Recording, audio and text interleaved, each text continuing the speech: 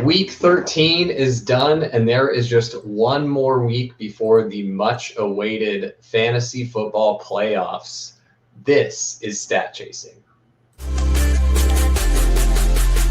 Holy shit. Pat Fryer Helmo. What the fuck? Why won't this work? Pat Fryer Helmo. This is why I'm hot. Anita Hanjob. Fix your site. Jamar. Alpha play chase. Are you kidding me? Okay, that intro thing was a fucking disaster. Oh, it seemed like it worked for me. I don't know what... Oh, it worked for you? Okay. Yeah. And, like, what came up for me? And then I thought it wasn't coming up for everyone else. I guess that's an issue with my computer.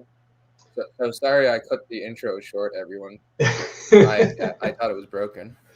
You do appear to be freeze frame Draco currently, so like we discussed before the show, we'll get two of the three. We can either see Draco or hear Draco. I forget what the third was. The other one was the camera was going to be on me because sometimes the camera is on my keyboard.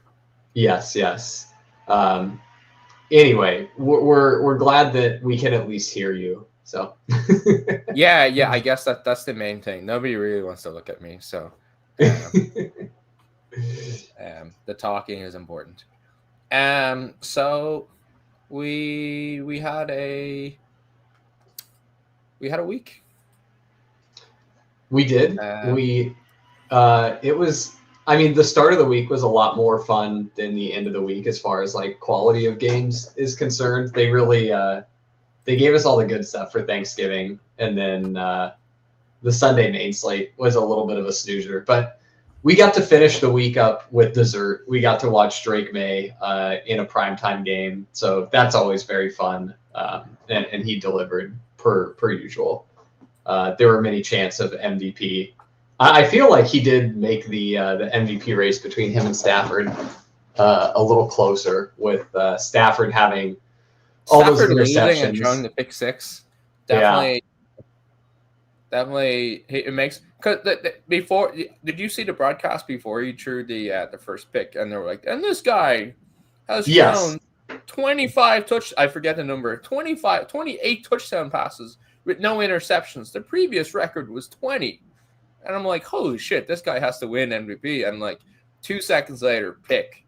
Yeah, next immediately. Pick six. Okay, this is a competition. Yeah, the regression there came in bunches, and so Stafford definitely gave up some footing. I think he probably still is the favorite for MVP over Maye, but not by a ton. I think. I mean, you want my take? What it all comes down to is, does Drake Maye beat Josh Allen for a second time to basically, clinch the 1 seed and the division? Like, if he does that, I think you're going to be hard pressed to not give him the MVP. He'll have to keep putting up, good statistics, because Stafford is going to keep accumulating touchdowns when they do the Javonte Adams, touchdowns. I'd make Stafford a heavy favorite. There's big time. It's his turn energy with Stafford. I don't know if that's like a true consideration, but I think the vibes will be for Stafford. No, I don't think you're wrong there. I think that Drake has to really earn it. Stafford just has to not fumble it. Right? If he can cruise to MVP, Drake Maye is going to have to unseat him if he wants it. But I like those chances at least. I think Maye is definitely live for it. Yeah, certainly. Which is pretty fun. That's pretty fun. He certainly wins Sophomore of the Year award. Yeah. Quick note on the QB chart. We have excluded Max Brosmer. He just breaks the chart. And we also do not have Shadur Sanders on the chart for this week. There was an error in his data that we had that was skewing the chart and showing him with like basically 0 adjusted yards per attempt. Imagine he's right around here. Yeah, he's like the worst. Yeah, the worst quarterback on the chart as far as what you would want for fantasy, because he does not drop back very many times and he is not very efficient. The only people less efficient than him on the chart are he plays Toronto for the Browns, Cousins. and he plays for the Browns. Yeah. I mean, I'm pretty encouraged watching him, and some of the I know I saw his QBR was like 17 on the year, like one of the worst ever in the NFL almost. But I don't know. Given the quality of play around them, I think that's a kind of encouraging. Clear that he's better than Dylan Gabriel. In my opinion. He'll get a chance to compete for the job in the offseason. It'll probably be him and Deshaun Watson, I would guess, competing for the job. Who knows if they bring in another body to compete or if Gabriel gets another shot. But that does seem to be the future of the Browns quarterback room. Just not encouraging. Right. Yeah. I mean, they have the picks to they have the picks to get somebody in this draft. Oh boy. But it's not. Yeah. So on to the fantasy relevant quarterbacks. Is Brissett continuing to be incredible?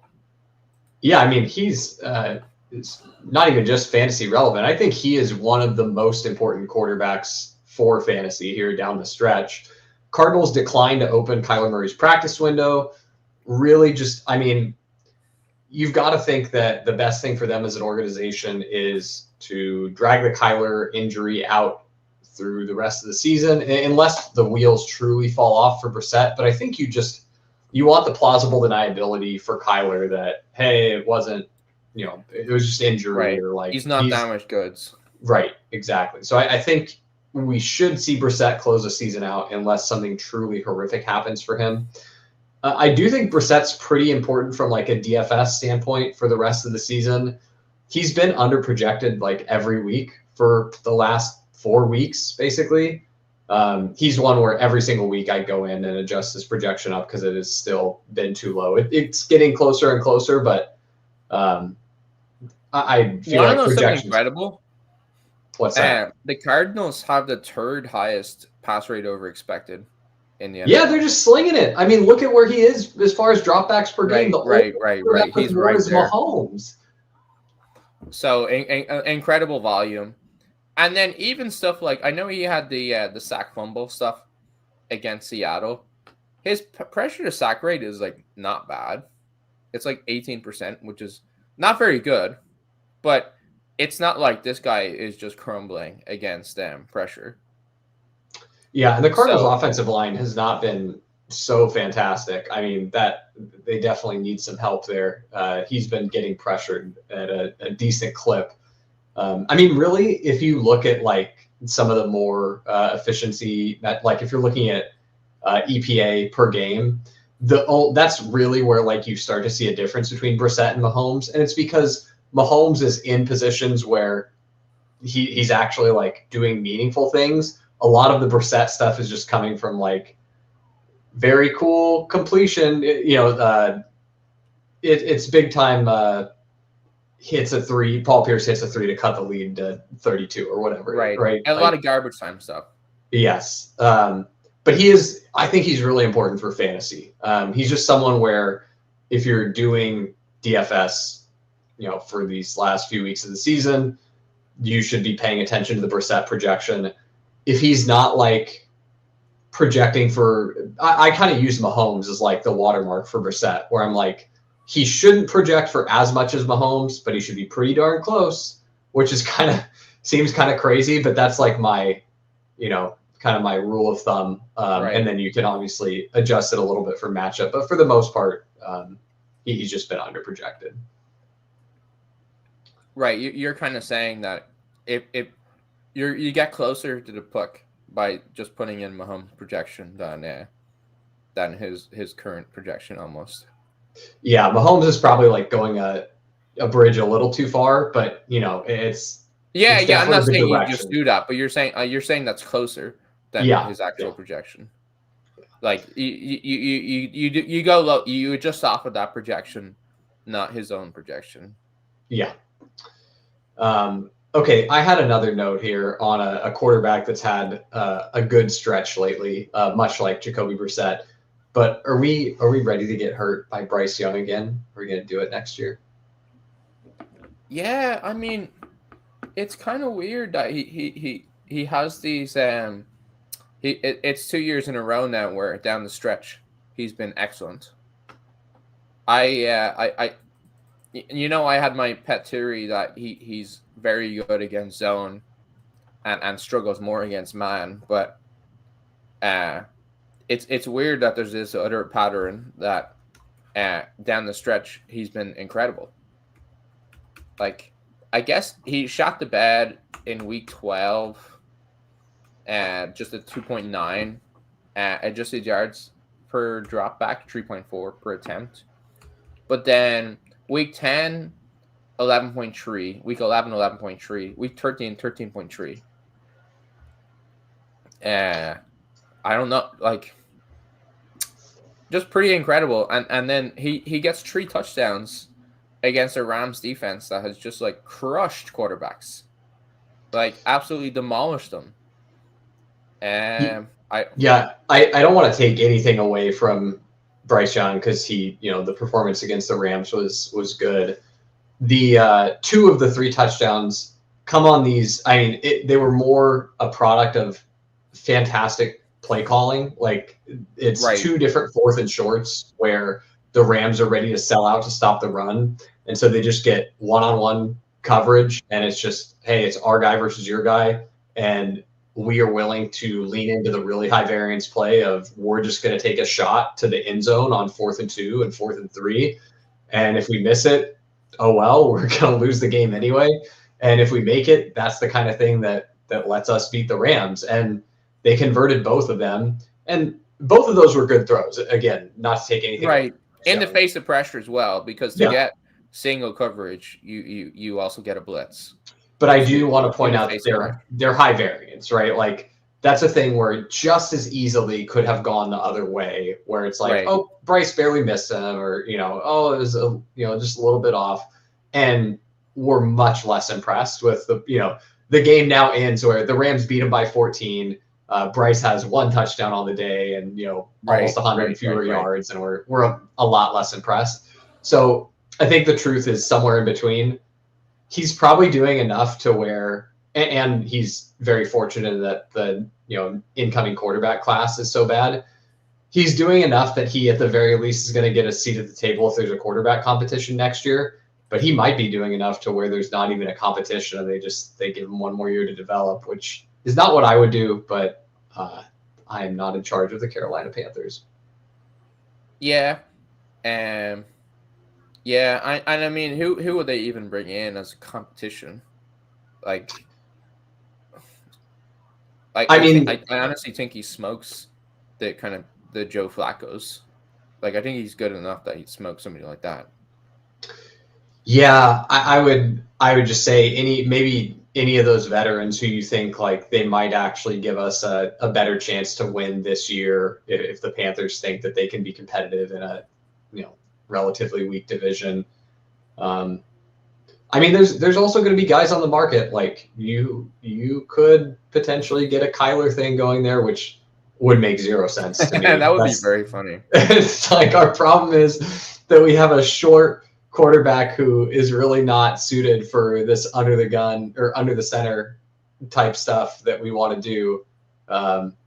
So we're just going to go bring in Kyler. That would be bad from the Panthers, though, right? It'd be very bad. Yeah, no. From a roster construction perspective, where they have the cheap rookie quarterback contract, and they have this is year 2, so of a 5-year deal. Year 5 is the option and more expensive, but still cheap. And then they decide to ruin that edge by taking on the Kyler Murray contract. Yeah, no, that would be terrible. Guys that I would, if I was in charge, the legitimate decisions I would consider would be Marcus Mariota. If I could get him, I think he's probably good enough, better than Bryce Young, that I could maybe do something with a team if I felt like my roster was very good. I'm also just down for Jameis Winston. But I think Jameis is under contract for another year with the Giants. So that I can't remember if he's just a 1-year deal or if he signed a 2-year deal. But guys of that caliber would be what I'd be interested in. Right, that's what you would do. I don't think they will. No, I think it's he's probably going to start another year. A guy who shouldn't start another year. You can go ahead. This one, I don't care if this ages poorly. I'll just put this one out here. Cam Ward stinks. Cam Ward will not be an NFL quarterback. He's so bad. I've now watched every Cam Ward rep from 3 different games, and I can confidently say that's 3 games too many. He is just. Think of the worst parts of Justin Fields where you're like, dude, how do you not see what's going on right in front of you? Like, all you have to do is open your eyes. That's Cam Ward every play. Sometimes Justin Fields is like, oh my God, he read a defense. Like, he knows what's going on out there. Cam Ward has 0 clue. Like, it's so frustrating watching him where you see a route developing and you're like, nice, that's going to be open. Cam Ward has no clue that it's going to be open. He's like, I'm just going to hang on in here. And it feels like so often he's holding the ball so long. And there's like, at the very least, it's like, dude, there was a check down there for like, you just take the 5 yards. If you weren't willing to like push it downfield here, at least take the 5 yards. And it was just ugly stuff. I mean, Pollard was having success running the ball early in the game. And it was just any time that they had to pass, the drive was over. It was like, well, we got into a passing situation, so that drive's done. Their first drive, they marched down the field. It was like, yeah, we stayed ahead of the sticks. We're doing fine. But after that first drive, it was like the Jaguars realized if we force Cam Ward to throw the ball, he can't do that. Right. So that's not allowed to run on 1st and 2nd down, forced it, the 3rd down throw. Yeah, he's like less arm talented.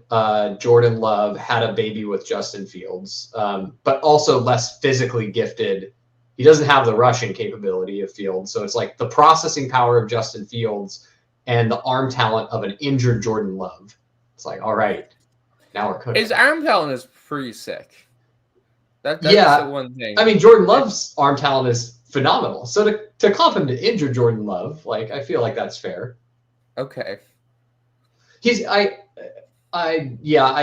Phrasing it as arm talent is probably his arm talent is good. It's just super inconsistent for how high the highs can be. The lows are terrible. Like there were a couple times where he did identify a receiver to throw the ball to, and it's just like off by 5 yards. Like it lands in a void in the defense, and not like one of those.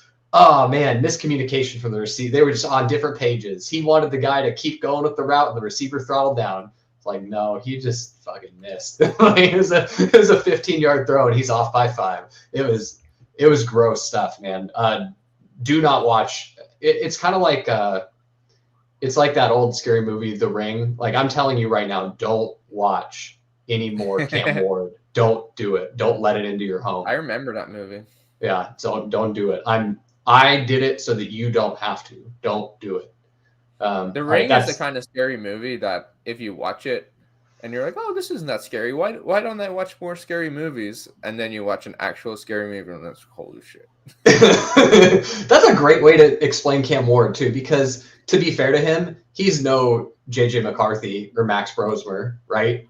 But yes, he's the scary movie that's not actually scary. It's like, God, this is bad. And then you watch an actual really bad quarterback, you're like, oh my God, never mind. Yeah, I might have been a little too mean. The one, and this is a little bit selfish, but I bet something that people are having trouble with is people who drafted Lamar Jackson in the main event. They're starting Lamar Jackson because they drafted him early. And now kind of starting to question, like we obviously have him up on the full year. We have him up high on the adjusted yards per attempt. But his last 4 games have been absolutely atrocious.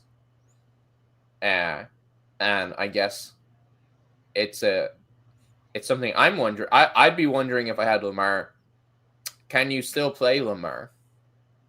Or I guess the easy starting point is you're hoping that if you have a Lamar team that you have picked up Jacoby Brissett already, and you're playing him instead. I think you're still starting Lamar. He's still projecting pretty well. Also, if you watch the Bengals game, it wasn't like he was so bad there. There were a couple things where he's just like, I mean, the biggest criticism I could give is like there were a couple throws where he's like not even a full beat behind. Maybe it's not even that he's behind. He's just off on his placement. It was the end of the game, Tros, where it's like drive the field to win the game. There was ones where he skied it. Yeah. He had tight ends open, and it's like, whoosh. All right, it was Zay Flowers. He was trying to go to Zay Flowers because I was sweating Zay Flowers. And it just wasn't even in the same zip code. And I'm like, this is a Trout that I would expect from JJ McCarthy. Yeah, at the end of the game, it did feel like it kind of fell apart. But earlier in the game, a lot of the Zay Flowers misconnections were like, it hit him in the hands and it was a really tough catch. He didn't bring it in. Or it hit him in the hands and it was a tad behind and there's a defender there and the defender made the play, right? Or, I mean, you get the bomb touchdown to Zay Flowers that gets taken away from a phantom PI call. Like, I think you're a lot closer. Also, there's the Isaiah Likely fumble, right? Like, there, with just a very small tweak to the outcome that we got, you end up with 2 more touchdowns and like 150 more passing yards with the Likely, or I guess the Likely one counted as passing yards, but you get the Zay Flowers bomb touchdown and you get the Likely touchdown. I think we're not panicking about Lamar if we get those 2 things. And I think that he's just continuing to get healthier. He doesn't seem totally right, but he didn't seem as hampered as the last time I saw him. So I don't know. I think you're still starting him, but like if you have, let's just say hypothetically that you picked up Brock Purdy, someone dropped him when he was injured. You want to do Brock Purdy or Lamar? I think you've probably sold me on Lamar over Brock Purdy. Yeah. What about Daniel Jones or Lamar? Someone who's I guess it's like hurt Daniel Jones against hurt Lamar. You probably want hurt Lamar. Yeah. Okay. Last one. Let's think of one that someone could feasibly have gotten off waivers. Okay, this is actually a pretty good one. Mariota or Lamar?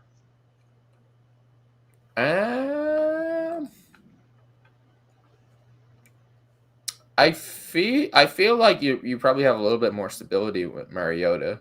Like Lamar is obviously a much better quarterback, but let me pull up some Mariota stuff.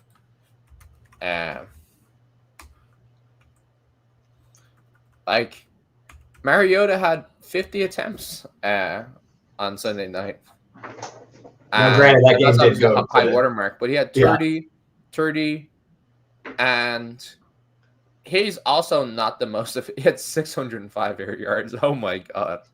Yeah, no, that game went into overtime where both teams drove the field and scored. So that is definitely going to pad the stats a little bit there. He's running though. Like Mariota is adding a floor with his legs. Me personally, I'd still do Lamar. I think you just got to ride it out, man. I don't think we've seen enough to be like, oh yeah, it's over for Lamar this season. Let's pack it in. Yeah, no, I'm with you. You've convinced me on that part. I'm just thinking like you're probably getting a more stable floor, more stable median. With Mariota, and the defense is probably bad enough that there's a ceiling there just on volume too.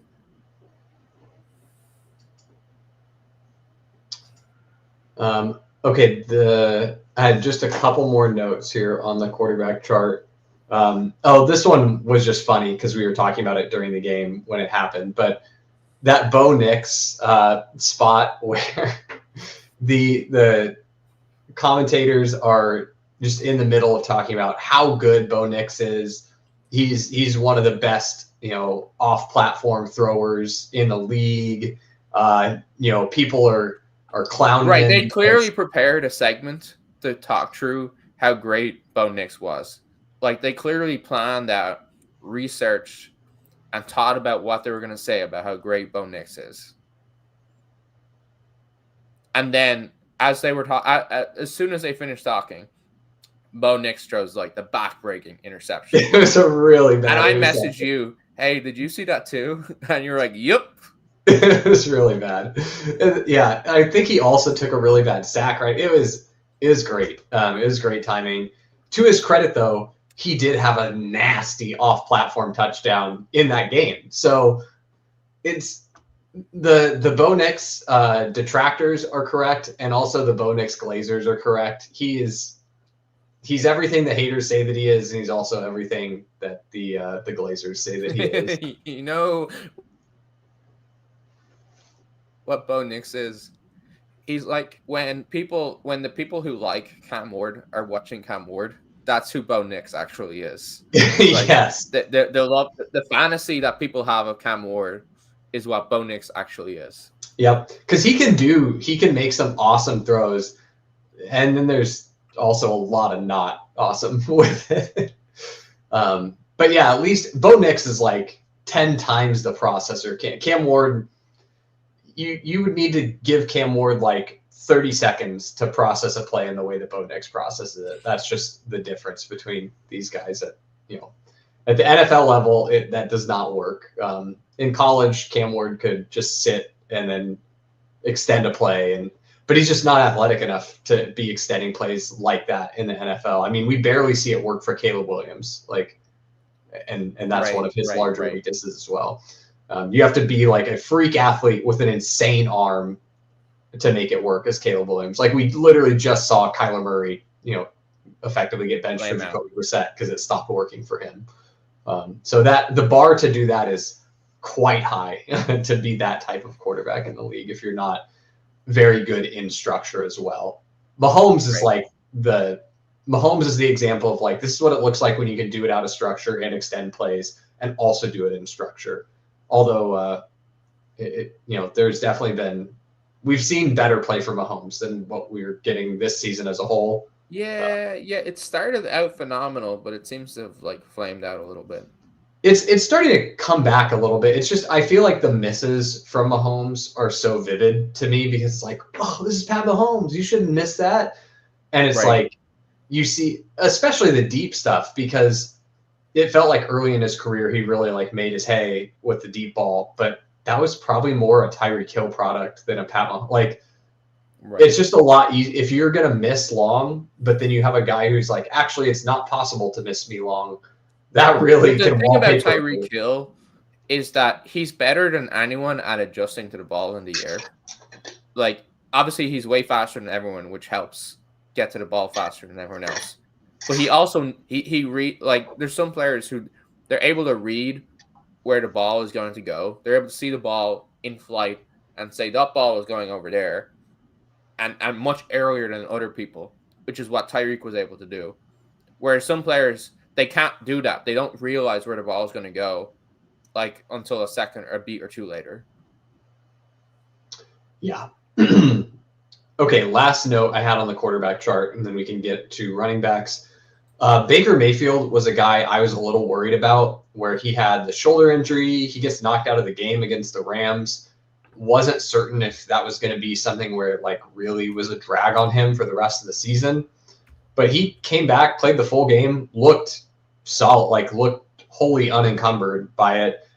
Godwin back and looking pretty reasonable, not running a full set of routes yet, but he's increasing his snaps. And I think that they're saying they're live to get times too, Baker Mayfield, for a guy with not throwing shoulder, off shoulder. That's pretty nuts. Yeah. They could get Evans back as well. And obviously Bucky was a huge, huge lift for the offense. So I think the Bucs are pretty exciting. I think Baker Mayfield might be a pretty fun quarterback down the stretch here. Just if, the rising tide lifts all ships for that offense, and getting Bucky back, I think really, really is a big help for what they want to do. So are the Bucs a playoff best ball target? Yeah, they're one that they're like not as common as, the Broncos are, the secret's kind of out on the Broncos. Like a lot of people are slamming Broncos now. The Packers are one where it's like I'd prefer to go into Packers over Bucs. But if I miss the boat on Packers, I'm into Bucs. Bucs definitely can get there. One of the hard things about the Bucs though is it really feels pretty condensed. Like there's some team, like with the Packers, you don't feel all that bad spending 5 roster slots on Packers. If you get Josh Jacobs and Jordan Love and then 3 receivers, you feel pretty good about that. With the Bucs, if you're willing to draft Evans right now, then I guess you probably don't feel quite so bad about that. But right now it's just like, all right, it's Baker, Bucky, Egbuka. Right. You could mix some Godwin in, but it's one where I'm more. You're only playing like Godwin or Otten for a playoff run, and sorry, not playoff, for a Super Bowl run. Yeah, that's the only way that works, which probably feels a lot less comfortable of a bet. Right. Where a team like even the Chargers, so it's also a site by site difference thing too. Like on DraftKings, you really would prefer for your team to have its own tight end, like its strong tight end on it. Yeah.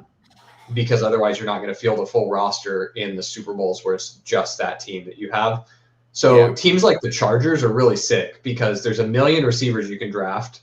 There's a strong running back that goes late, and then there's a strong tight end that goes late, and you can just have them all. And so the Chargers are a pretty good bailout option. But teams like, for example, the Texans, who have okay playoff odds right now, not that much worse than the Chargers, they're not as appealing because it's like, what are you going to draft?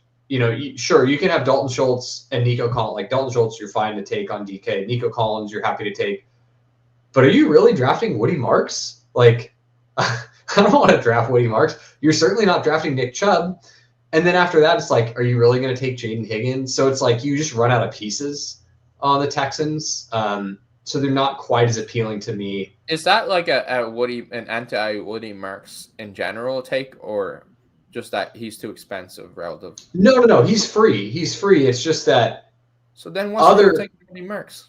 Because other free save that for the running back section, but other free players score triple the Woody Marks points. So it's like I don't need to take. It's the same reason that you don't take a Ray Davis or something like that for the Bills, because it's like, if you do happen to show up to the Bills Super Bowl with Ray Davis, congratulations on your min cash. Like the Ray Davis points might as well be an empty roster.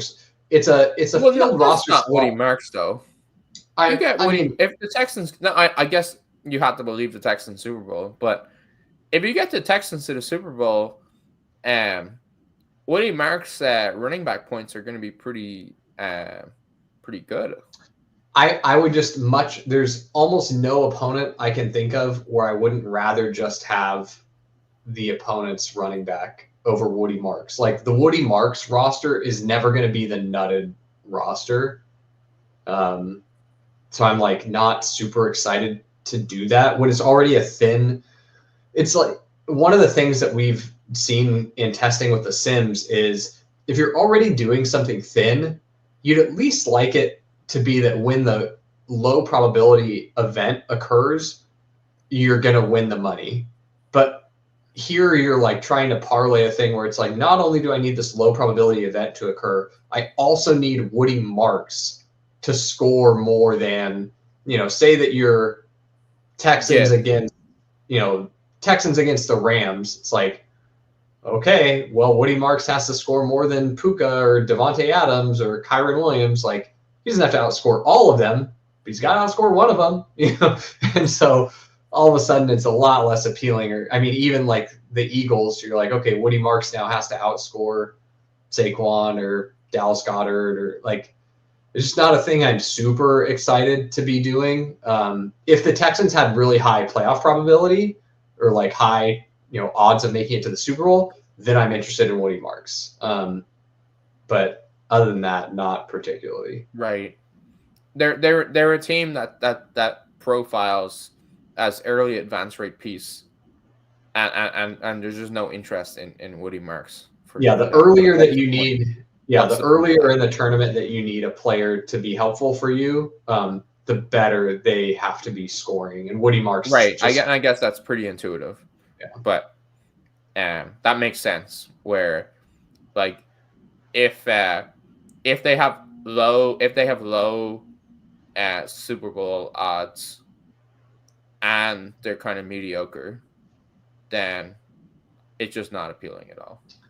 Because it's like I could just take the Chargers, who have better playoff odds than the Texans, and then I get Amari and Hampton, and it's like I think I'd prefer just doing the Amari and Hampton side. And there's a point at which the odds for the Texans get good enough that you're like, I'll do some Woody Marks, but it's just not there right now, and so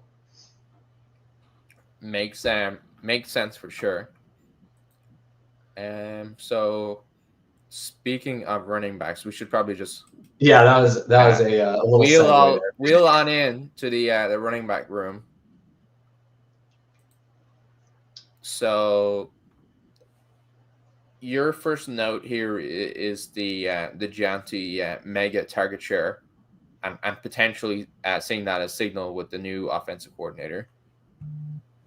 Yeah, I'm curious what you think about that. Was that just like a one-game aberration, or do you think that it's just going to be Jeanty getting 1 million checkdowns going forward? Yeah, so I think in general, when a running back gets a lot of checkdowns, usually like that shouldn't be the plan, and that they get a lot of checkdowns, and it's negative 20 air yards on his 6 targets. So minus 0.3, minus 3 A dot. On the other hand, the signal here is that he had an 82% route rate, which that's obviously offensive coordinator driven. And then if you look at his targets per run over the year, other than week 1, he's had like week 2, it was 22%, week 4, 15%, 35%, 24%, 11%, 17%, 20%, 25%, 26%, 26%. This may just be one of those ways where, like, he's too good of a player to actually be framing this, so I'm not sure how else I say it. But I'm not sure how else I'll say it. But it's almost like the offense is failing through overstuffing Jeanty targets. And I guess he's getting 5 yards of per reception in this game, 7.3 before. So I guess it's not truly it's not particularly efficient. So you would hope for a productive offense to be getting more than 5 yards a catch options. But if the offense isn't very good, they traded away Jacoby Myers. Obviously, they have Brock Bowers. They don't have a lot of other options. I'll be honest, this does seem pretty systemic, actually. My read just from watching the game was that it's probably the only thing that they're comfortable with, where it's like, we can't. The last 5 games, it's 6.4 targets a game. I just think like they can't throw to any receivers, and they'd really love to throw to Bowers, but defenses are very much keying on that. And so I think this is just the logical, this is the flow chart. It's like none of my receivers are open. Brock Bowers is sextuple covered for the 10th play in a row. Check down. I guess I'll just check it down. So I think that you might be set up. And then the 82% route share, that's very interesting too.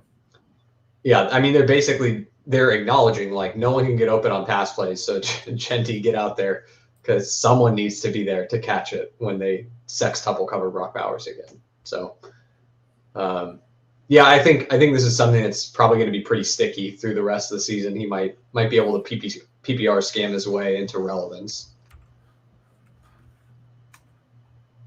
Yeah. Now digging into it more, it looks pretty good. And he still had a decent amount of pass blocking too. Like he had 50% of the team snaps were routes with Jeanty, and then 9% pass blocking. So I think he was out there for 100%, pretty close to 100% of their dropbacks, which that's pretty damn bullish. Yeah, that'll work. Off the offensive coordinator change. Okay, the next note that I had was regarding two of the guys that have been getting stellar usage, but they both have kind of waned as the season has gone on, although one of them never really got out of the starting block. Yeah, and that's Javonte Williams versus Saquon Barkley. And my question for you is, let's just say hypothetically that that's a start sit for you. Are you starting Javonte Williams over Saquon Barkley now? And that's a little bit depressing for the Saquon drafters. Like, your other running back has to be pretty good or better than the running backs I have, to not just be starting the pair of them. But I think that's pretty close. Where they're getting. Let me think this true. They're getting pretty similar usage. So since week 10, Saquon Barkley, he's on the field for 94% of snaps. Wow. Actually, that's the most recent game. 82% of snaps. Where is Javonte's out for 79%, and they've got similar. So Javonte's running a little bit less routes. He's pass blocking a little bit more, but he's got Dak Prescott as his quarterback, and the offense is more functional. I think you're probably Javonte. It's close, but I think you're probably Javonte. Yeah, I think his TD equity is higher too. The Cowboys as an offense are just scoring more touchdowns, and he also doesn't lose out to the touchdown vulture aspect of the tush push. I think it's close just because Saquon still is getting, he has an elite workload. The other, to devil's advocate and detract from Javonte a little bit, they have been using Malik Davis a little bit more, not a ton, but Malik Davis is what people hoped that Jaden Blue would be for this offense. It turns out that you have to be better than UDFA to, your talent level has to be greater than a UDFA to see an NFL field. And unfortunately for Jaden Blue, that is not the case. So he's just not out there. But Malik Davis is doing the like Miles Sanders change of pace type stuff in the offense now. And so, and he looks more explosive than Javonte too. Not to poo-poo Javonte, like you're pretty happy to start him right now. But it's just, he doesn't have like the same burst that Malik Davis does. He's more of like the physical bruiser, bell cow, carry the workload, out there pass blocking type of guy. And he's doing that well. But yeah, I think. Yeah, Malik Davis is pure change of pace. Yes. He's not getting a lot of snaps. It's a lot of the times it's just, Malik Davis is in the game. It's because we're going to hand him the ball here, and then he's going to immediately go back to the bench. It's not there's no real upside with Malik Davis. If Javonte were to get injured, I don't even think that Malik Davis, is someone that you're particularly excited to start. It probably just becomes some very disgusting timeshare there where he's right. Malik Davis is like a showdown consideration. Yeah. I've been slamming him when I play Cowboy Showdowns for a little bit now, but Yeah, he's not someone where don't worry about having him on your bench as a handcuff or anything. That's not a thing you need to do. Okay, another kind of usage guy who we saw his usage go way down after the injury when he came back, but in their most recent game it came back up a little bit, and that's Rhamondre Stevenson, where we get, for the first week of him being back, TreVeyon still looked like he was the dominant bell cow in the backfield. But last night we get a lot more work for Stevenson, where it seems like it looks like 50-50. Right, but before it was like 80-20. Yeah. A lot more. So you're saying a lot more than before. Correct. Yeah. It went from TreVeyon at top dog to 50-50, which is probably not too surprising given that he was coming off the injury before, and maybe help. Yeah, I got the it looked to me like they were splitting series, and then when a series got very long, they'd rotate the other guy in. Yeah, I didn't pick up on that, but that's a good note. I was tilting a little bit because I wanted more TreVeyon Henderson. Yeah, no, I do too. So I still think it's going to be Henderson by the playoffs. Like, I think Rhamondre, it's kind of like if he's even, he's leaving kind of situation. Where, yeah, like they clearly wanted this to be the Rhamondre season. Like that was their full intent going into the year, and we're still just a Rhamondre bad fumble away, and TreVeyon housing the next series from this being Henderson's backfield. Yeah, and although Rhamondre did look better than he has, but it was against the Giants' putrid run defense, so I don't want to take too much away from that. He's a fine, when he's not fumbling, he's a fine NFL running back. Like, he has good attributes. He's not TreVeyon Henderson, and he fumbles. Yeah, I do think he's a pretty undervalued piece in playoff best ball. The tricky part about him is, as soon as he gets any kind of cost, he's just not super exciting because the Pats are the favorite to get the bye now. And so you're going to have a guy who contributes nothing in week 1, and then you're not particularly excited to have, if he's hitting your lineup in week 2 or week 3, it's probably not super helpful, because he's not going to score a ton. But he's hey, he filled my flex. 12 points. Right, he got 8, and he's in my flex, and so he's not super exciting, but he's right on the. You want to talk about guys who don't project for a ton of points, but you're drafting him anyway. Rhamondre Stevenson is the perfect Woody Marks corollary, where it's am I excited to see Woody Marks or Rhamondre Stevenson in either of my lineups in a single week fantasy contest? No. But if they're the only show in town, if it's the Super Bowl and Rhamondre is one of 3 or 4 running backs with a projection greater than 2 points, yeah, I'm really excited to have him on my team.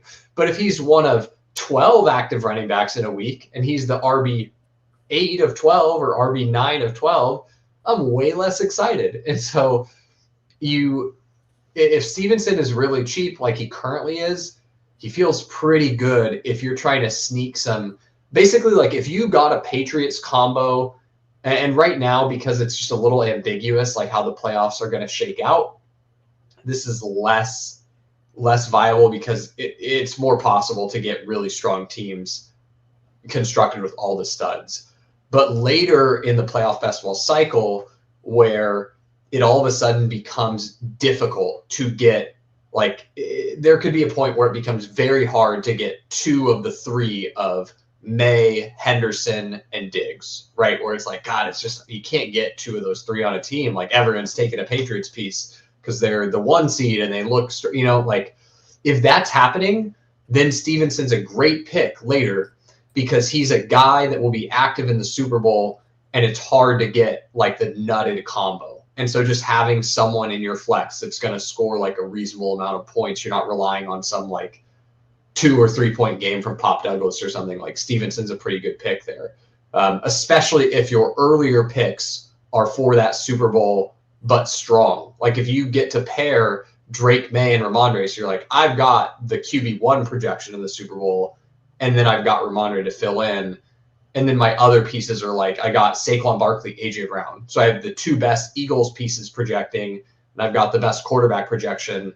And then, I had to punt with my flex. It's Rhamondre, but it's better than nothing. Like that's kind of the situation where you really like a guy like that in playoff best ball. But he's one that I think is a pretty important piece right now. He's just he's niche. You have to understand when and that's something where it's really been helpful to have the Sims to play around with it, where it's like, no, dude, Rhamondre Stevenson doesn't do anything for you on this, Seahawks Super Bowl where you don't have JSN. You have Ken Walker, Sam Darnold, and then it's like, oh, but I could go Kayshon Boutte, Rhamondre Stevenson, and now I've got a full Patriots Seahawks Super Bowl, and that's a pretty likely one. It's like, yeah, you're pretty likely to min cash. Like very neato that you got 5 players there. Like enjoy your min cash, because all the people with JSN are going to smoke you, or all the people with Drake Maye are going to crush you. So anyway, understanding the dynamics of like, what do you actually need to show up in those particular finals outcomes is pretty important. And that's where Rhamondre has a role. But that was probably way more playoff best ball than anyone cared to listen to. I think that's why people listen to Stat Chasing in Week 13, actually. Well, there's more where that came from, people. So, yeah, and then your next note was about Chuba Hubbard seeming to play a lot more than before. And so just looking at Week 13 here, we had 17 rush attempts for Chuba Hubbard, 18 for Rico Dowdle. Boy, they really love Bryce Young, don't they? 35 rush attempts. And then what's interesting here is that Chuba had 15 routes to Rico's 6. I think that's they both only had 2 targets, and I know Chuba he made a big explosive play on one of his targets. I guess I don't want to put too much signal on the targets per run for Chuba on the 15 routes. There's probably just more signal that he's the one that they want out there running routes. He had 3 pass blocks to Rico's none. So it seems like they're splitting the carries, and then Chuba's the more trusted guy on passing downs. Yeah, it does seem like Chuba is emerging as like their preferred option in the passing game. Rico also did get injured in this game. He came out early with a shoulder and was like, he took himself out of the game again. So it was bothering him. Don't know exactly how serious it is, if it's the kind of thing that's going to last a couple weeks, or just if he's day to day with it. If the injury lasts for a little while, I would expect the split to look pretty similar to what we got. But if it's the kind of thing where it was just like, hey, he's banged up, but 2 weeks from now Rico Dowdle will be right as rain, I'd expect it to go back more towards in Rico's favor. But I do think that they prefer and every other week other than Week 13, it was massively in Rico Dowdle's favor. Yep. So, you're right. You're right in identifying it probably was an injury-related thing that Chuba was the receiving back, especially given that's not really what he's been his entire career. I guess something to watch for next week if that's just an aberration. But Rico's generally being the receiving back.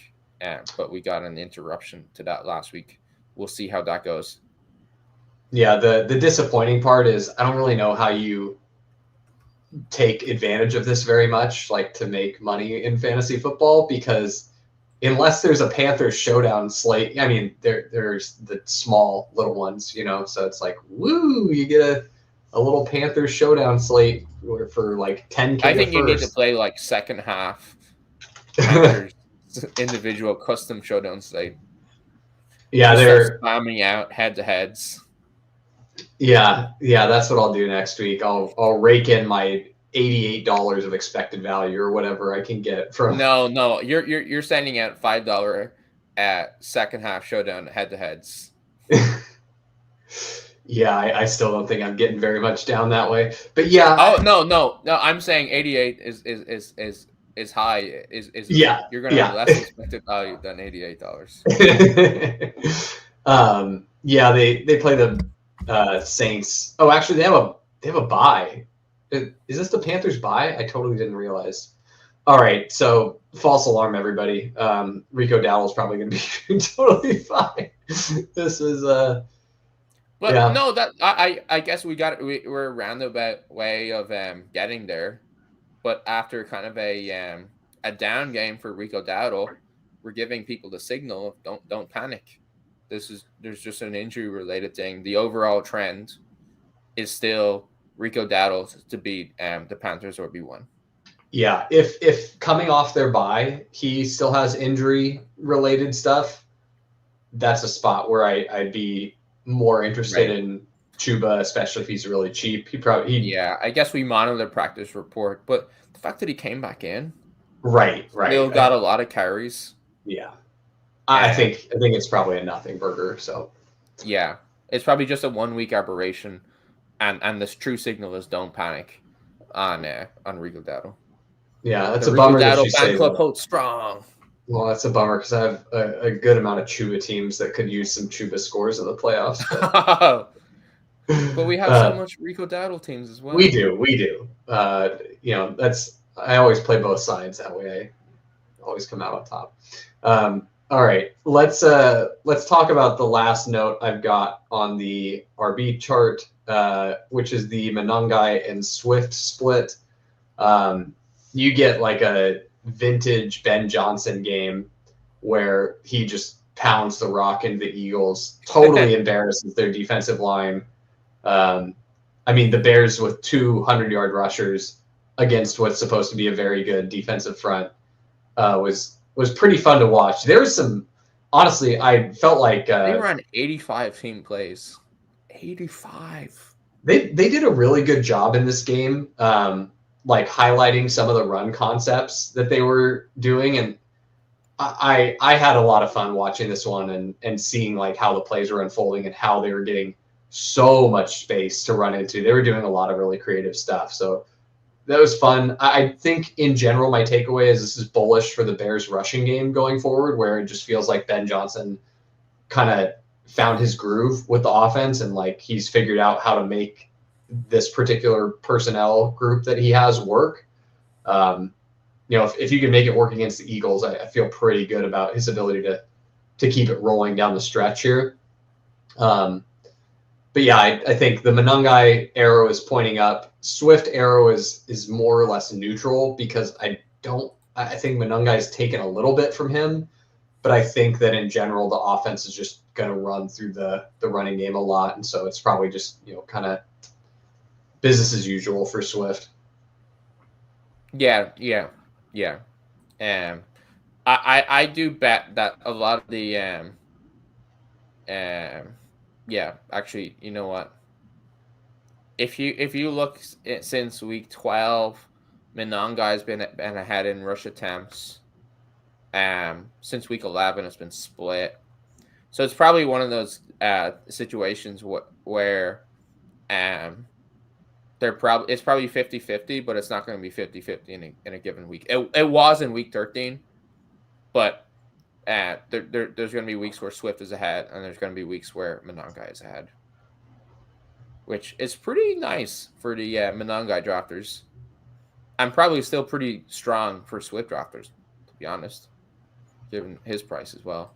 Yeah, no, but you're happy to see both of those guys on rosters right now. And so moving on to our tight end charts, I guess we're just skipping past the backups. There's I guess we talked about Swift and Monangai. We already shit on Woody Marks. Point in talking about I guess the only other group that I would want to discuss a little bit is the Cardinals, where we thought that Trey Benson was going to come back, and then he just didn't. I think he went like LP to no participation to not playing. and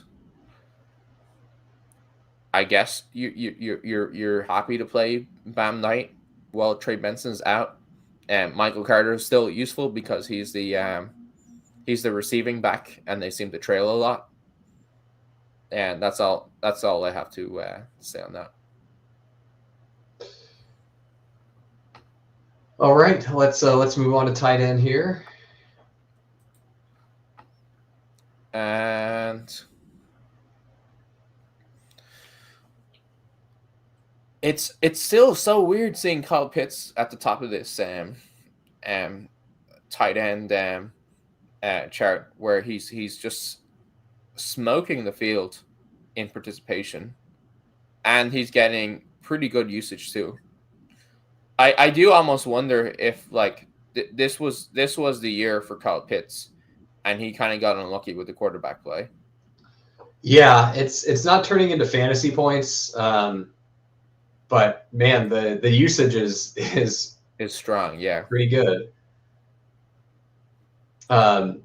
Speaking of people where, I mean, the usage is not as strong as you'd want it to be, but thank God that Chip Kelly is gone for Brock Bowers, because I don't know if I could have handled very much more Brock Bowers just not being utilized. I mean, he only gets 4 targets in this game. Granted, they only threw how many passes did Geno throw? Like 24 or something? I think it was I want to say it was 24. So I think Jeanty got like a 33% target share or something stupid. So he only came out. I'll have the drop back count in a second, but he only had a 15% targets per run as well. So, he once again was not targeting Brock Bowers the way that he should have been, which is mind blowing. Like, how can you be mad about what the rest of your team is doing every week when you will not 23 attempts? So you're pretty right. How can you be mad about what the rest of your team is doing when you won't target Brock Bowers? Like, who cares what they're doing coverage wise? Yeah, I don't care if he's double covered. Like, just put it up. Let him do the things. Right. Right. Because if you just put the ball in his general vicinity, things happen that you right. Yeah, things happen that you did not think were in the range of outcomes will happen. Like that, his second touchdown. I mean, God, the play right before he gets the touchdown called back, right? He's totally robbed. Bowers fans everywhere rending their garments, but they go right back to him, and Geno basically dirts it. Like Geno puts the ball in the ground, and the announcers midway through saying, and that one's incomplete, and Bowers plucks it off the ground like before it ever touches the ground. Insane catch, like one of the best of the season. You know, just give him a semblance of a chance to make a play. Yeah, he's so unbelievably good. God, it makes me. Can you imagine if we got? Remember when he was being drafted, there was talk that maybe the Bengals take Brock Bowers. Could you fucking imagine Cincinnati Bengals Brock Bowers? Like, oh my God, it would be so disgusting. I mean, yeah, you might end up with like the first ever 2,000-yard receivers and 1,000-yard tight end on the same roster. Joe Burrow would just be having an absolute ball out there. I really, really, really hope that we get a better situation for Brock Bowers next season, because I don't know how I'm going to avoid slamming this guy again. Like, right. You just watch him play. I said this to someone. Yeah, Brock Bowers will continue. The drafting will continue until morale improves. Tell me if this is a ridiculous take or not, but in that Cincinnati Bengals scenario where it's Bowers and Chase, I kind of think that Bowers and Chase end up with like identical target shares if they're on the same team, because one of them is just big Jamar Chase, and then the other one is Jamar Chase. Like, he has plays where he actually looks like Jamar Chase. Yes, yeah, where, dude. Like, the after the catch stuff with Bowers is like, how is he this agile? Like he's doing stuff that looks like Jamar Chase in space. It's crazy stuff. And then he also just can sometimes bully people because 40 pounds heavier than Are George. we going to get second round Brock Bowers in FFPC next year? I think we will. It might even be 2-3 turn Brock Bowers. God, if we get 2-3 turn Brock Bowers on FFPC, I guess we're 150 maxing next year. We only got 53 in this year, but no, I'm probably over egging it, but he was like mid first round this year. So like going and he was so round, he was so like clearly should have been the 101. God, he should have been the 101. But yeah, RIP Chip Kelly. Brock Bowers next year. Chip Kelly Chip Kelly saved the faders so hard. If you faded Brock Bowers, you better send Chip Kelly a Christmas card. I mean, a Christmas card is the least you can do. Like Chip Kelly saved your family from being on the street if you faded Brock Bowers. So, you find that man, you get him an edible arrangement or something. He did more for you than you'll ever know. All right, transitioning from that, I think elite tight end is kind of set up to smash in the fantasy playoffs here. McBride's just been smashing, and it feels like there's no end in sight there. Bowers, you finally have Chip Kelly out of the way. Hopefully they figure out how to throw to him instead of 8 Jeanty checkdowns a game. And then Kittle is seeming to be pretty back with Purdy being back. So the 49ers really, the 49ers don't have a wide receiver that they love throwing the ball to. Jawan Jennings is like clearly their number one receiver. But as far as pass catchers are concerned, it's pretty clearly he had a CMC 94% route rate with a 17% targets per route run, which is low-ish for Kittle, but that's an 11.6 ADOT, so about 60 air yards on a game where the Browns never really pushed them. Right. Like when the 49ers play a team that forces them to throw and score, you're going to get massive, massive Kittle weeks. Yeah, and Kittle has been like, if you look at the Purdy and Kittle games together, like he's kind of a touchdown magnet. He's got the Mark Andrews touchdown magnet thing going with right. With Purdy. Like if you're trying to score a touchdown, why not throw to George Kittle? Yeah, so I do think if you're heading down the stretch in the fantasy playoffs, you're very excited to see one of Bowers. Right. He's a good contrarian play to get in the playoffs for sure. Yeah, Kittle and Bowers might be two of the best as far as like how likely how represented they are going to be in the playoffs and what they'll project for. So, all right, last tight end note I had, I wanted to get your thoughts on Oronde Gadsden because there was a couple week stretch where he seemed like he was setting the world on fire. Not seemed like he was setting the world on fire, but lately the opportunities have kind of fallen back in line where he's more of like a Keenan Allen level target involvement in the offense, and this is as Keenan Allen has been waning in the offense. So it's been less exciting for Gadsden lately, but I wanted to get your take on this rest of the season. One thing I was kind of concerned about that may be happening is the target share coming down. Or sorry, not the target, the route share coming down. And I see he still hit 68%. So I was worried it actually might be lower than that. So I'm encouraged that he's still running routes. This is down from like he'd hit 91% in week 8, 85% week 9, 91% week 11. So I guess I do have some concern that, especially with the low target share there, instead of using the tight end as a receiver, they're bringing in more blocker types to supplement the offensive line.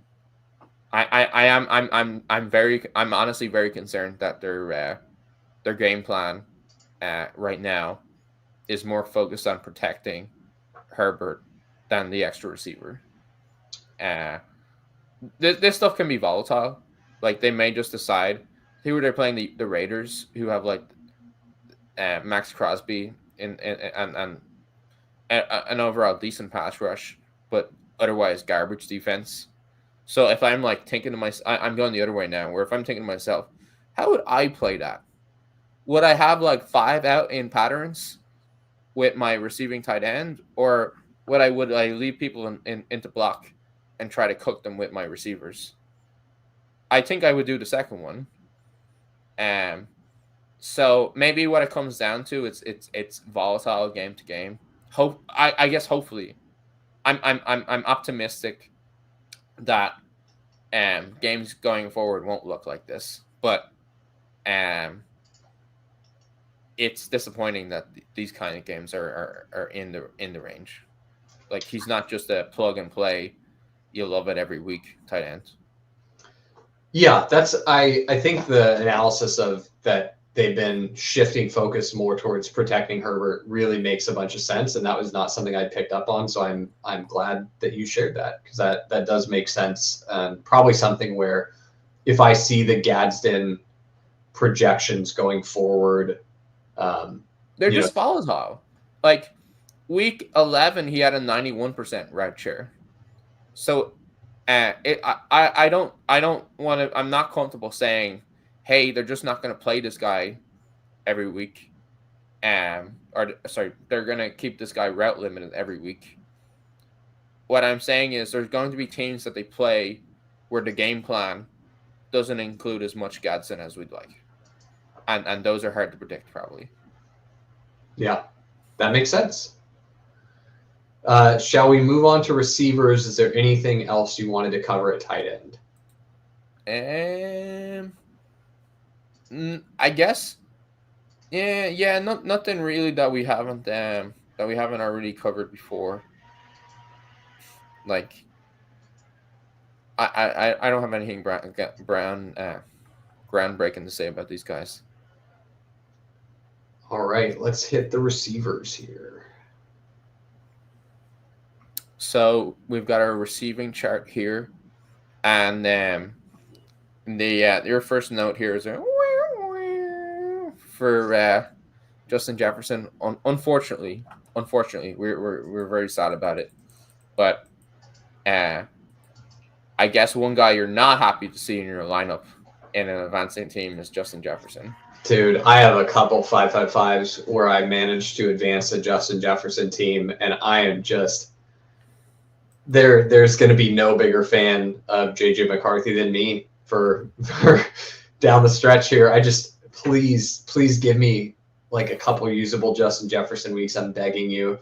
I also have Justin Jefferson on like the only home league that I still care about. So yeah, we did need to have a Justin Jefferson funeral. I mean, man, my heart goes out to that guy. It is his first time ever apparently declining to speak to the media after the game. It's like, good for him. Like, there's no way that you could have had a tactful interview after that. Like, just get out, man. Don't say anything stupid. Don't you don't need to hurt anybody's feelings. Everybody already feels real bad about this. Just it's gonna be okay, man. Just keep your head down. But so, do we still get first round Justin Jefferson next year?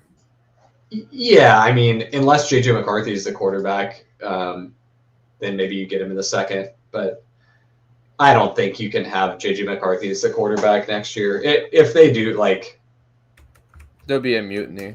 Yeah, you'd lose the locker room before the season even started, man. If you're doing this Make-A-Wish shit again. But yeah.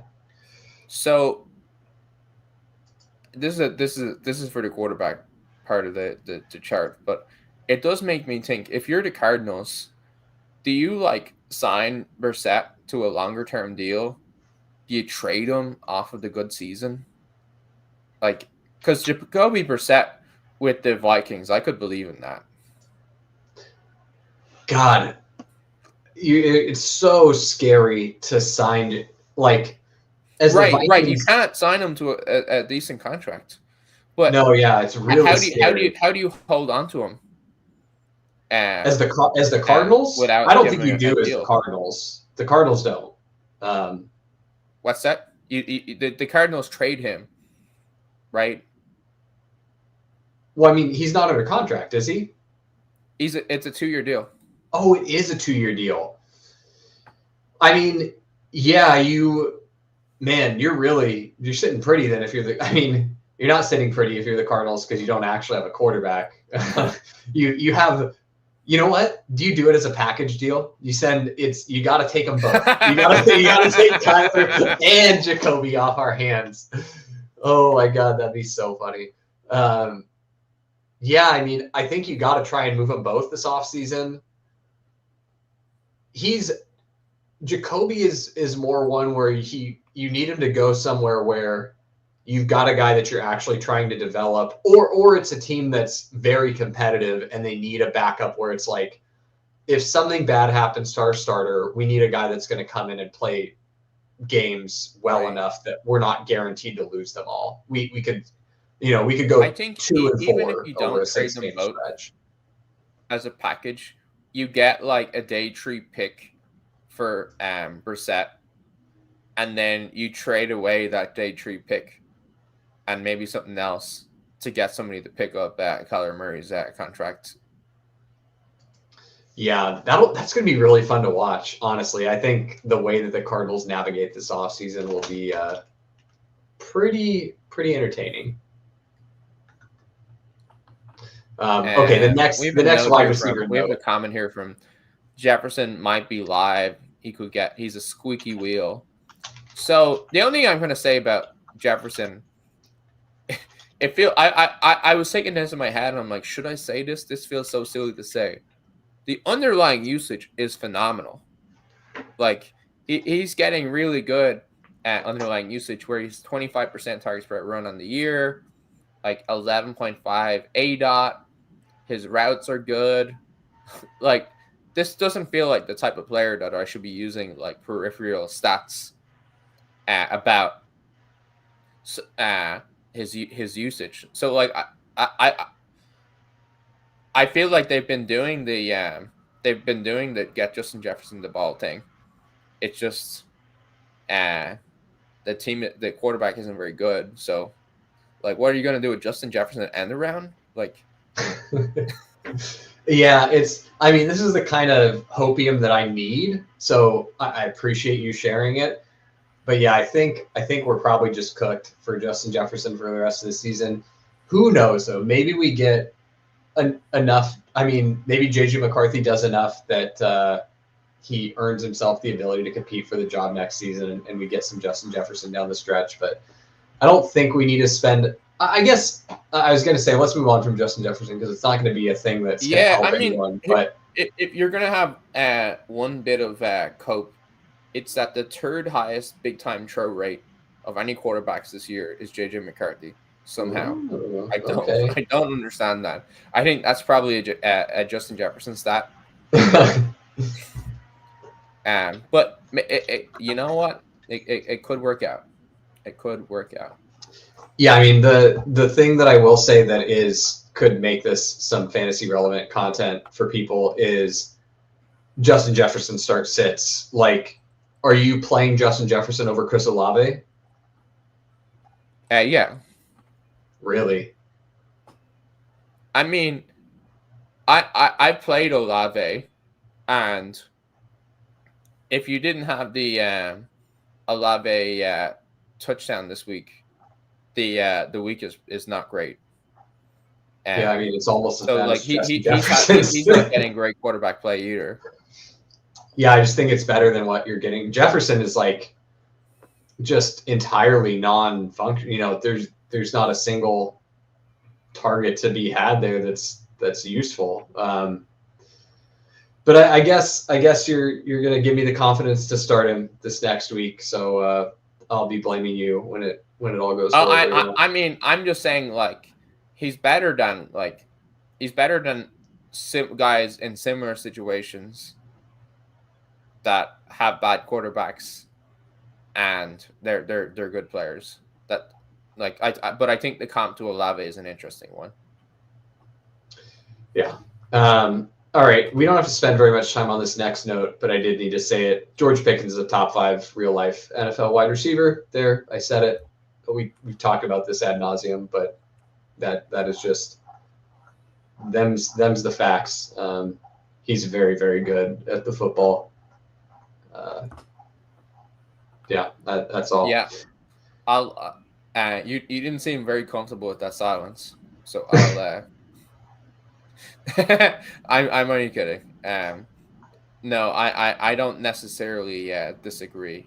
Obviously, excellent player in a fantastic offense, very good environment.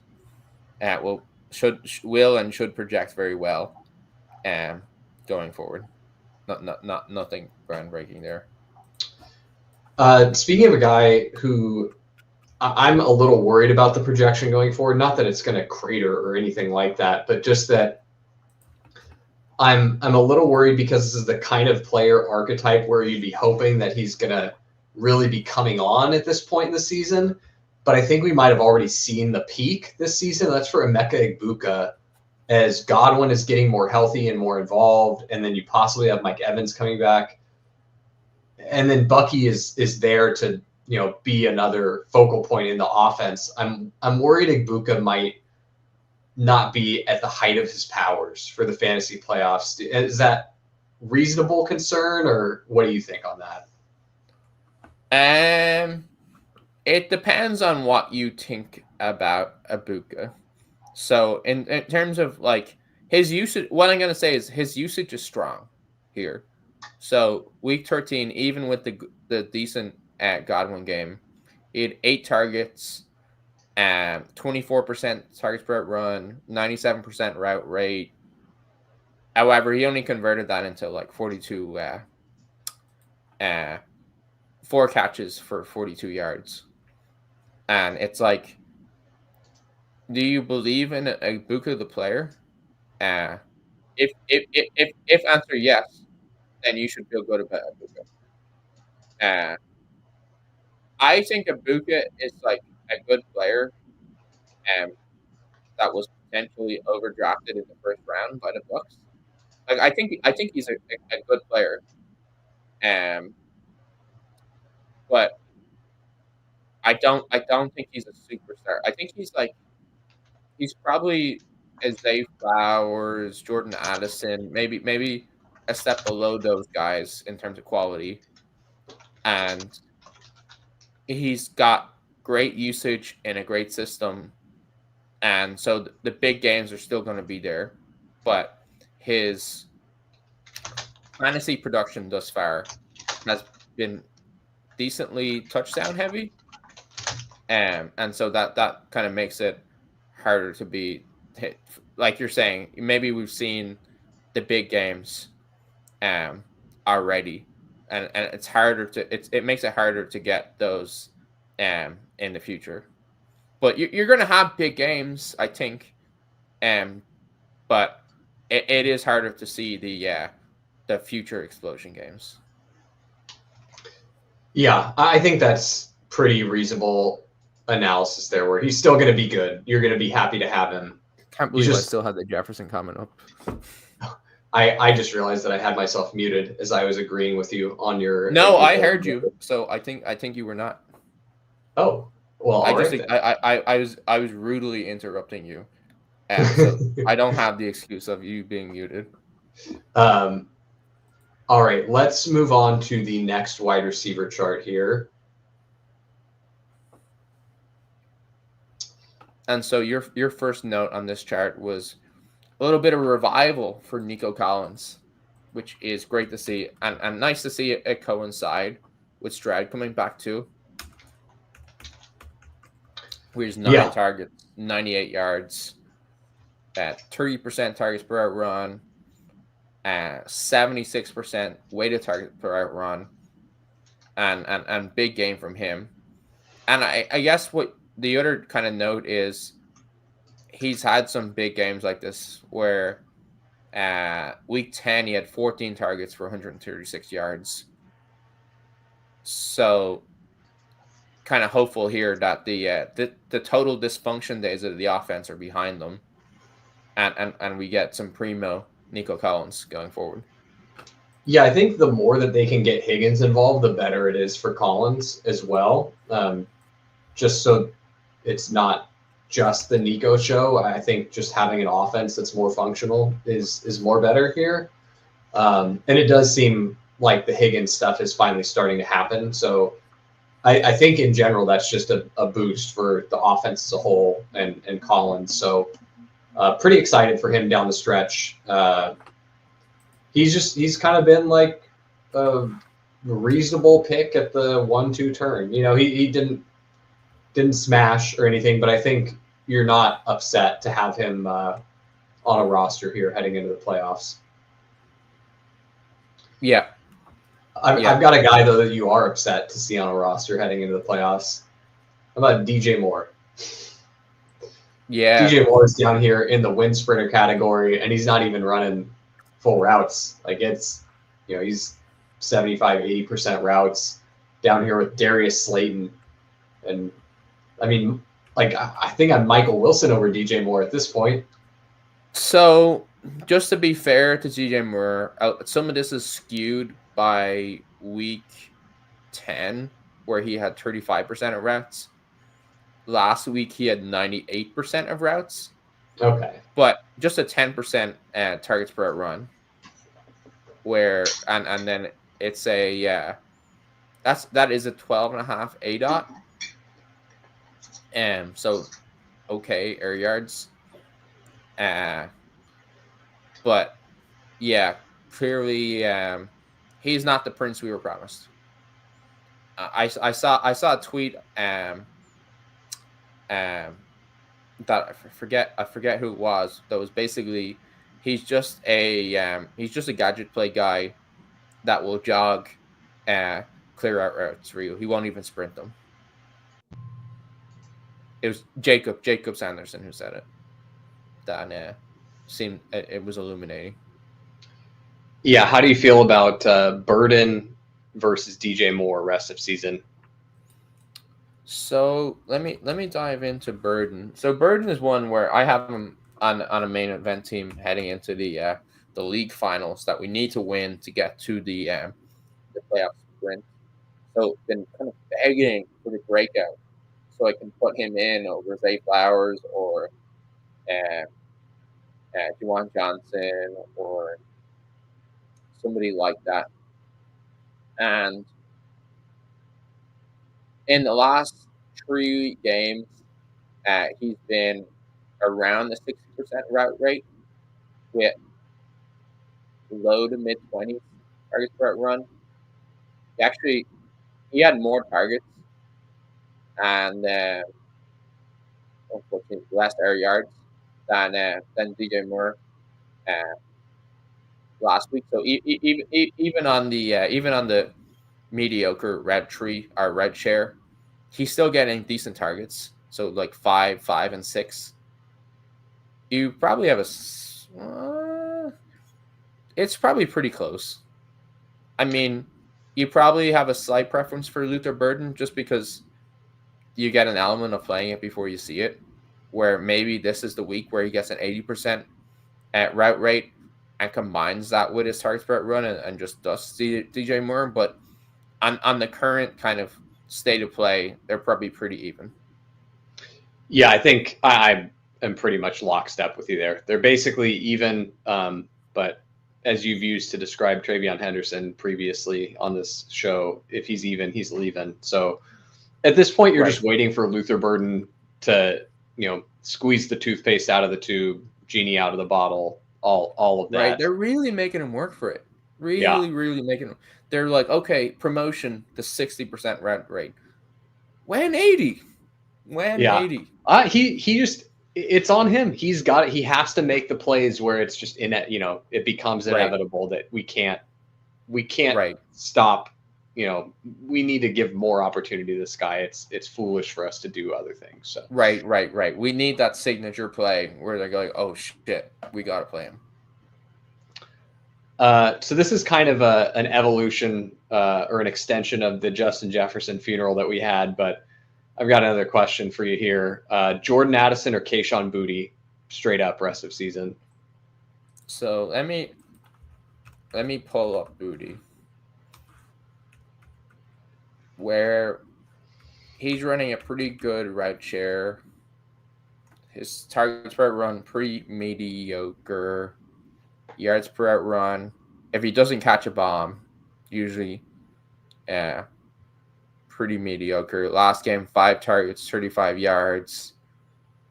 And then I pull up Addison, who's probably got a better route share and targets and all that kind of stuff. Where, yeah, he's a full route runner. Similar-ish targets per route run.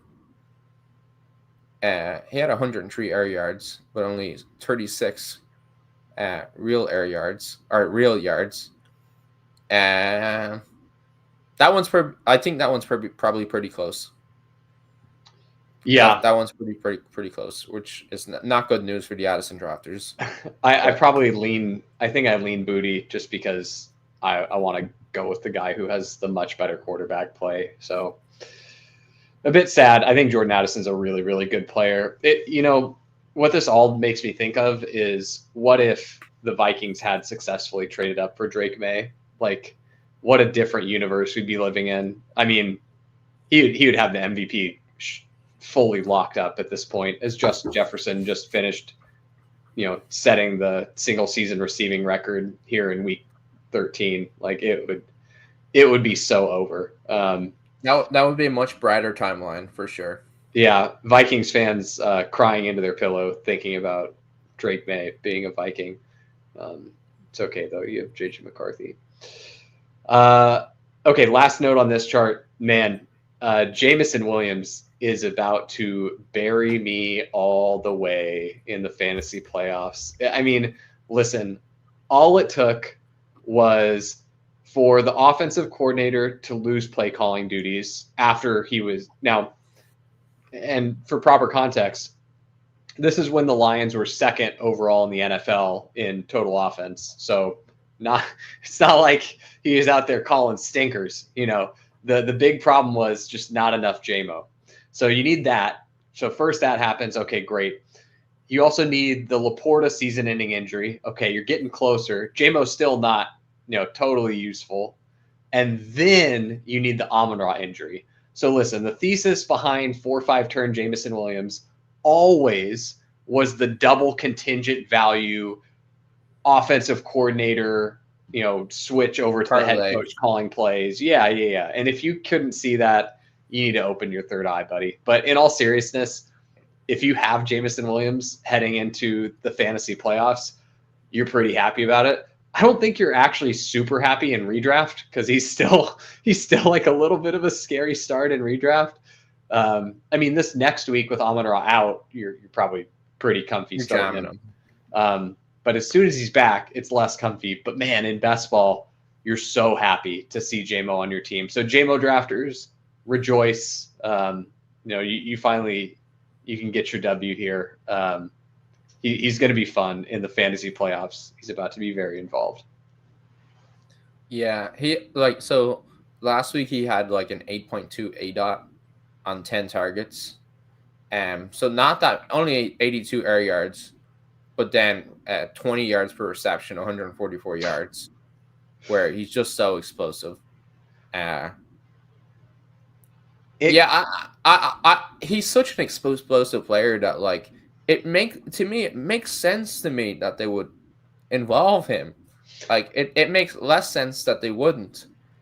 I'm coming full circle to the thing that I said on Stat Chasing multiple years ago that got people so mad. But maybe Jameson Williams should be the number one target on this team, and Amon-Ra is still like, the chain mover. Yeah, like I don't know, man. Maybe just like try it on for size, see how it feels. Like what happens if you give the most explosive guy on your offense other than Jahmyr Gibbs the ball a lot of times, Right. Well, apparently sex is what happens. Yeah, it's very exciting to play JMO. It's a bummer because in DFS you're not going to sneak one past the goalie here. Like everyone's going to be on it, but I don't know. I wish that there was a way. Maybe I'll just boost the JMO projection to like 20 this week. Just pretend he's like Amon-Ra plus. We'll see how it goes.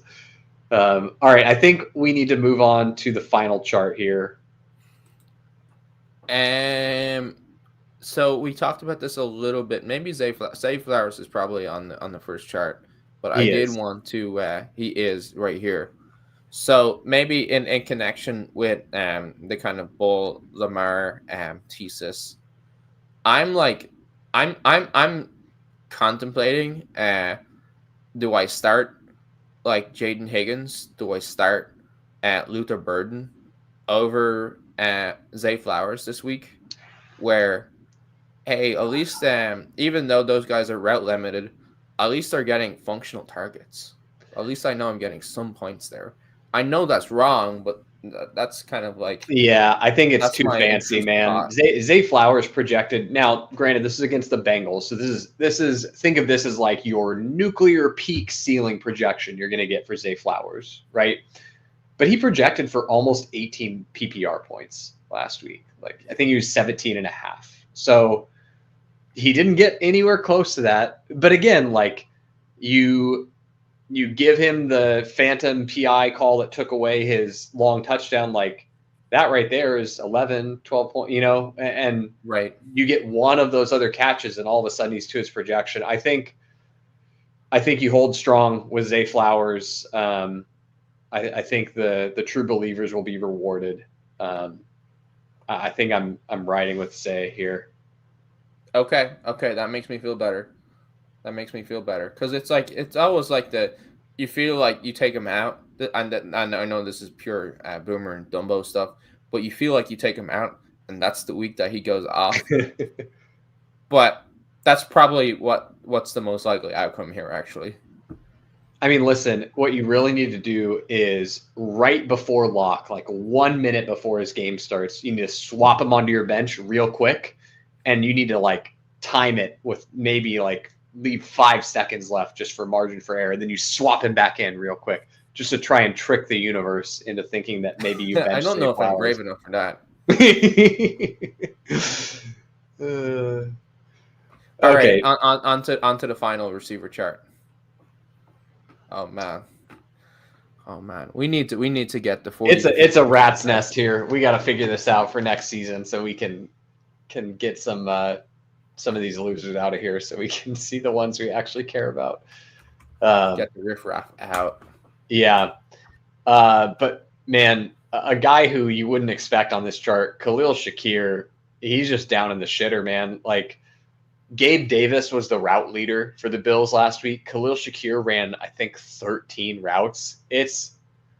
You cannot rely on this guy. It's bad. And I mean, you want here you are. This is your reward. You made it. It's week 13 stat chasing. You're about an hour and 40 in. Here's your alpha. The Bills in playoff best ball, the secret is that there are 2 players that matter on the Buffalo Bills for playoff best ball, and it's Josh Allen and James Cook. If you don't have at least one of those, you are not playing for a Bills Super Bowl. I'm not saying you can't draft other Bills, but Bills Super Bowl isn't a Super Bowl you make money in without one of those 2 players. Do not don't be trying to backdoor your way into a Bills Super Bowl where you're like, oh man, I got all the Eagles and then I'm going to get, Keon Coleman. I'll get Keon Coleman later. And it's going to be okay. It's like, that's not even a roster spot for you, really. Like, that's not even a player that's active in the Super Bowl for all intents and purposes. Will he hit your lineup with 3 points? Sure, but it's not actually doing anything meaningful, moving you up the pay scale. You need to have one of those 2 players, and preferably you have them in combination with other good players from the other team that you're playing. That is the secret to you're gonna, and just by knowing that, hey, these Bills pass catchers, they're not actually a thing. They're like there to, when I have Josh Allen and James Cook, I can use those to help me, like, hey, it's round 3 of playoff best ball tournaments, and I just need guys that hit my flex for 6 points. That's where those players are really useful.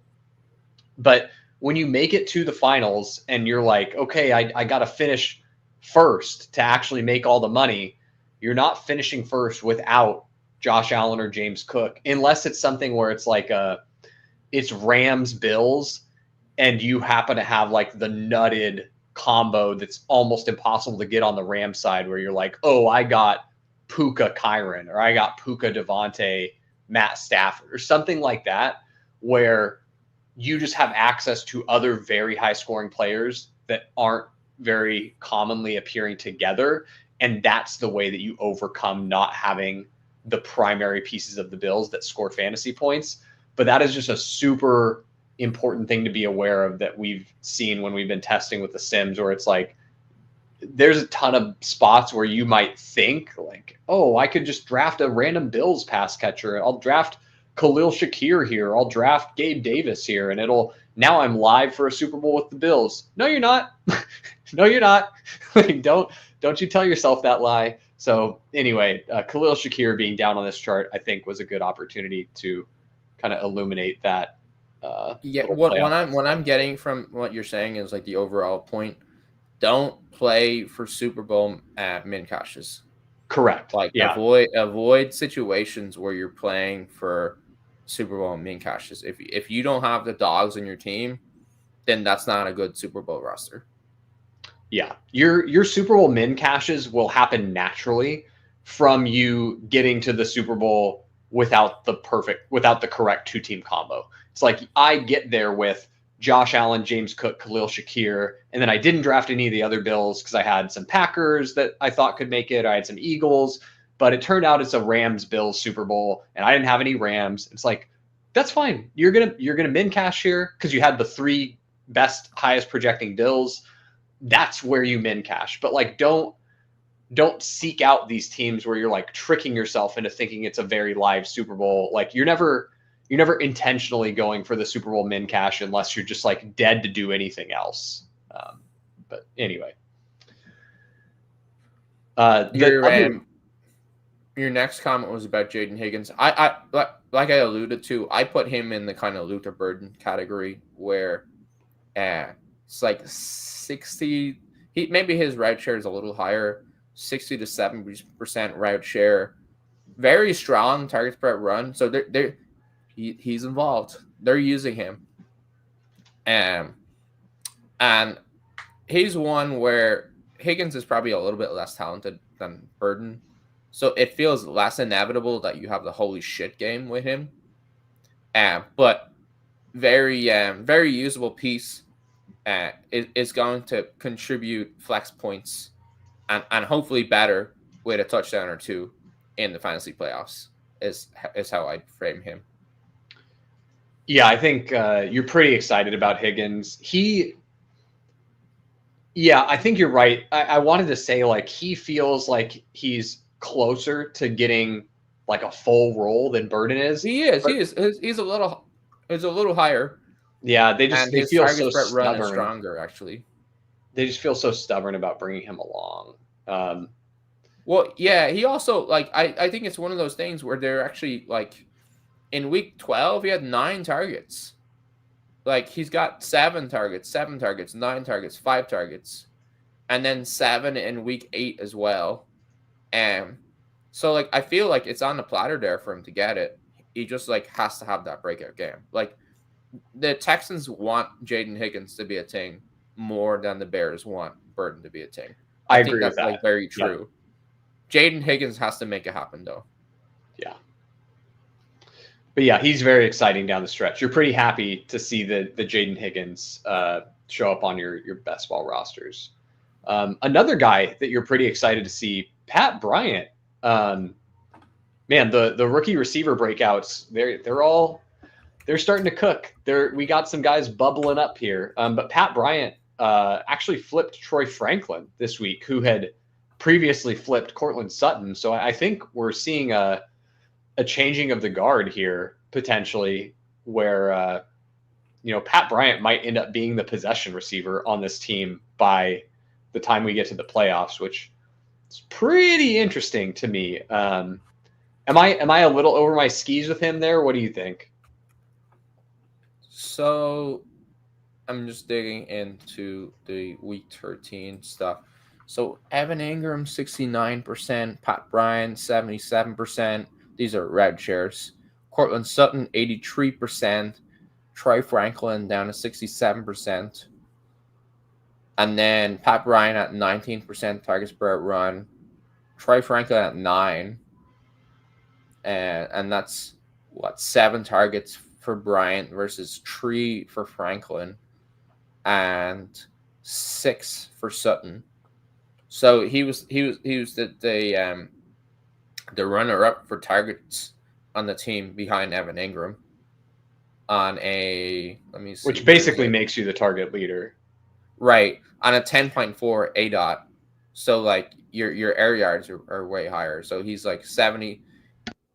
He's the air yard leader on the team. Yeah, ahead of Troy Franklin, ahead of Cortland Sutton, ahead of Evan Ingram. You want to see it another week, right? But I guess coming out of the bye, the week 12 bye, add some additional signal to it. So yeah, that's pretty exciting. Yeah, he's very exciting. And we've saved the best for last. The most exciting man, who I actually do not think appears on this chart yet because his routes run over the course of the season have been too low. But that's on the list of things to fix for next year. Remove shitters and then manually add players of interest. But that is A.D. Mitchell, who is shaping up to potentially be the skeleton key for the best ball playoffs, the fantasy playoffs. I mean, if you have any fab left at all, you're slamming it on A.D. Mitchell. And like me personally, if I get A.D. Mitchell in this waiver run this week, I am starting him over Justin Jefferson this week. Justin Jefferson is my worst receiver that I could start. I would be starting A.D. Mitchell over him this week. Is that too crazy? Hard to argue with that. I mean, A.D. Mitchell had something like 100 and how many air yards did he have this week? It was like 160 something. I think he was like 63. Yeah, you're right. Just crazy stuff, man. They're feeding him, and he's doing the A.D. Mitchell things. He's doing the like, hey, I'm really talented, and you're gonna get the frustrating stuff with it as well. But I just think that the Jets is the perfect environment for that because there's no real penalty to doing the bonehead, like frustrating, like, oops, I totally fumbled the bag here. Right. Type plays. It's like there's no stakes. We're already down here in the muck, man. Just fuck up even more. Like shit, fumble it twice out of the back of the end zone. What do we care? Like so, right. It's just they're just out there looking for signs of life at all from guys that could be like, can this guy be a football player for us in future years? And A.D. Mitchell has that in spades. That's like the guy that if you were hoping for just show me anything, like. A.D. Mitchell's the guy to show you anything. So he's really exciting down the stretch. I might be a little biased there because I've got a lot of A.D. Mitchell in best ball, and it's fun to see those bags come alive. But man, I think he might be one of the players that, tells the story of the season at the end of it all. Yeah. I agree. It probably helped that they were playing the Falcons, who couldn't score, or maybe it didn't. Maybe next week, A.D. Mitchell gets there in a different way, where the Jets are buried, and A.D. Mitchell is like a garbage time king. I mean, they've got the Dolphins. Dolphins have been better on defense lately, but yeah. I'm hopeful that we get more A.D. Mitchell production because it's been fun. And yeah, as far as the actionable thing, if he's on waivers, you slam him. It's all your fab. I hate to do the not in my league thing, but he's not in my league, and neither is fucking Pat Bryant. Wow, I'm kind of surprised Pat Bryant's not on waivers. I'm surprised too. I'm like, what the hell, guys? Yeah, A.D. Mitchell, I would assume most like competitive leagues, probably A.D. Mitchell's been scooped up a week ago. Right. But he's sitting there in mine, so I'm trying to get him. From to Papa. Yep. Well, I think those are all the notes that I had. Was there any receiver stuff that I missed, or anyone else you wanted to touch on? I think we covered it. So, see you next Tuesday, everyone, for the fantasy playoffs.